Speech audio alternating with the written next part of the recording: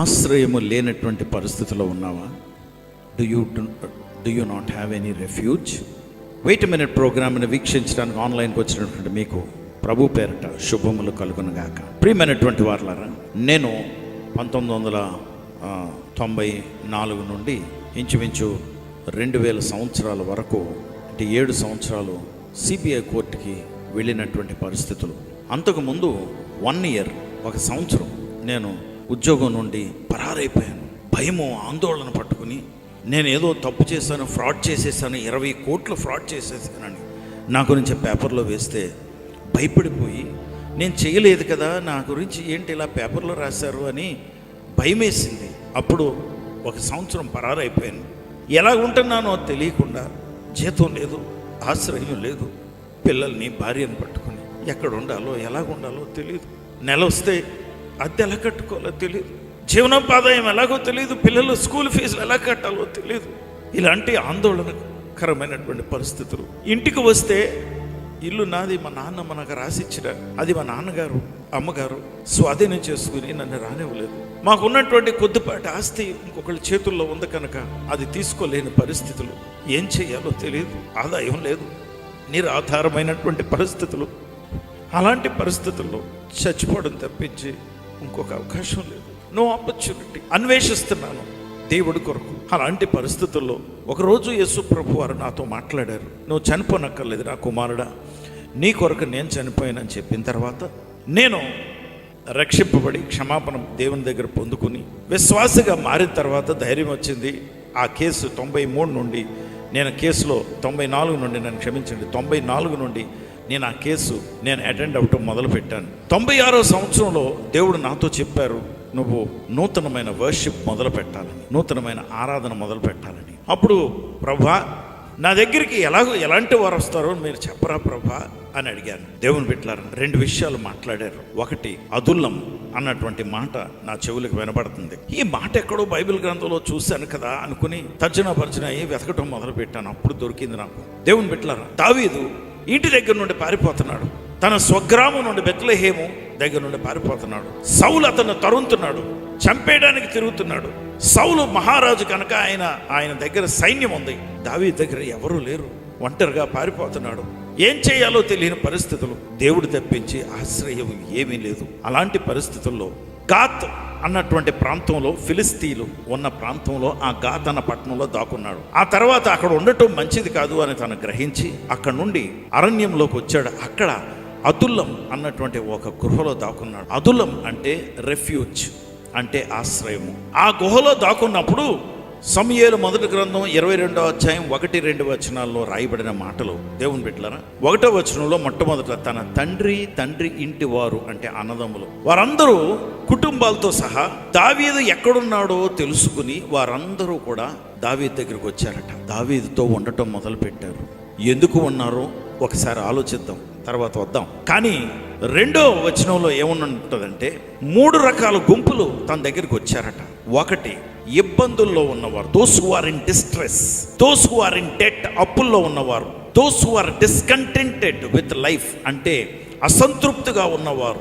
3 రకాలు, those who are in distress, debt and discontented. 3 రకాల గుంపులు వచ్చారట తన దగ్గరికి. రమారమి 400 మంది తన దగ్గర ఉన్నారట. వీరందరికీ తన అధిపతి ఆయను అని he became a commander to all of them. అక్కడ దావీదు సైన్యం మొదలైందండి. 400 మంది ప్లస్ తన కుటుంబస్తులు అందరినీ తను పోషించవలసిన పరిస్థితి. జీతం లేదు, డబ్బులు లేవు, ఉద్యోగం లేదు, రాజ్యం లేదు, సైన్యం లేదు, ఏమీ లేదు.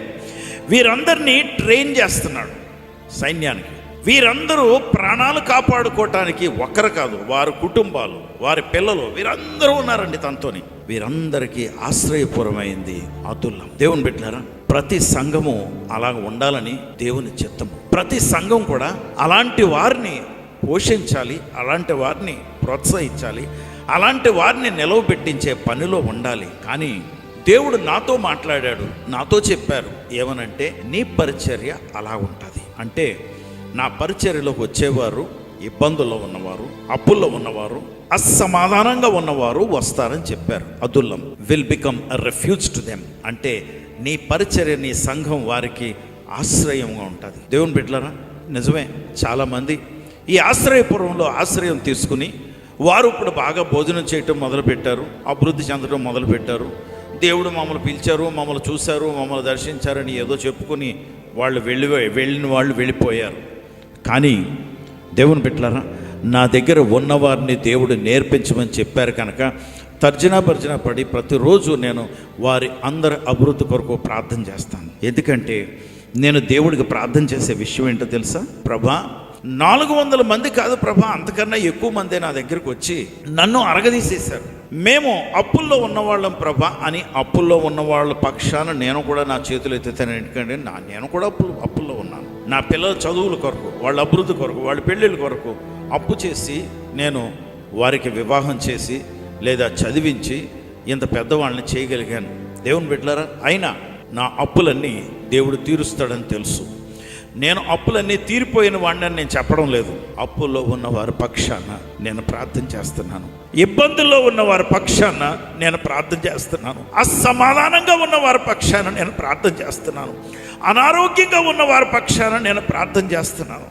అనారోగ్యాలకి గురైపోయినటువంటి దావీదు అంటున్నాడు, ఏ రకమైనటువంటి అనారోగ్యమైనా నా దేవుడు స్వస్థపరుస్తాడు, ఏ రకమైనటువంటి పాపమైనా నా దేవుడు క్షమిస్తాడు. అందుకే 103వ కీర్తన 3వ వచనంలో తన అనుభవాన్ని చెప్తున్నాడు, my God forgives all our sins and heels all our diseases. దేవుని బిడ్డలారా, దావీదు గొప్ప నాయకుడు అయిపోయాడండి, గొప్ప మహారాజు అయిపోయాడు తర్వాత. కనుక దేవుడు మనల్ని అందరినీ ఉన్నతమైనటువంటి స్థానంలోకి తీసుకువెళ్తాడు. ప్రస్తుతం మనం ఉన్నటువంటి ఈ ఆశ్రయపురము, ఈ చిన్న సంఘము, లేకపోతే ఈ చిన్న పరిచర్య, నీకున్న పరిస్థితులను బట్టి కృంగిపోవద్దు. There is light at the end of the tunnel.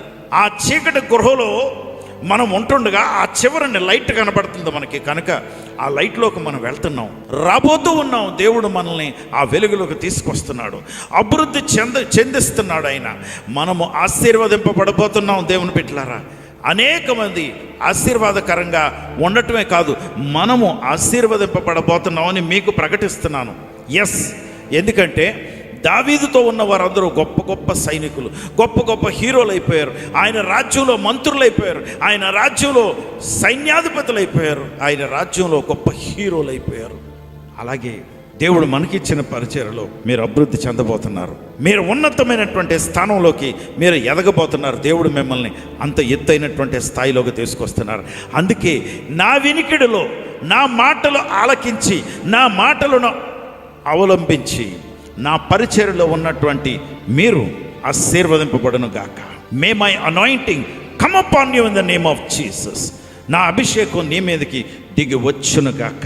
పరిశుద్ధుడా ప్రభా, నీకు వందనాలు, స్తోత్రాలు. నీ బిడ్డల్ని, మమ్మల్ని, నన్ను జ్ఞాపకం చేసుకోండి ప్రభా. మమ్మల్ని అభివృద్ధి చేస్తావు. అందాక నాయన, ఇదిగో నీ సిలువ నీడే మాకు ఆశ్రయం, ఇదే మాకు అదుల్లం, నీ నామమే మాకు అదుల్లం ప్రభా. నీ రక్తం మాకు ఆశ్రయం. మమ్మల్ని కడగండి, శుద్ధి చేయండి, ప్రోత్సహించండి, ఆత్మతో నింపండి, నడిపించండి. యేసు నామంలో ప్రార్థించి వేడుకొంచున్నాం తండ్రి, ఆమేన్.